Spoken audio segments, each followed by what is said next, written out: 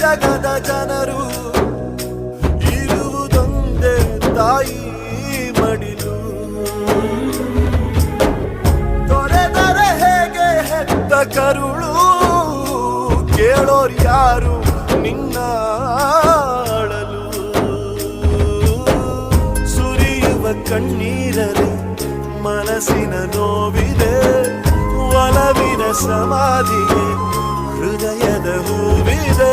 ಕೊನೆಯಾಗುತ್ತಿದೆ ಯಾತ್ರೆ ಹೆಜ್ಜೆ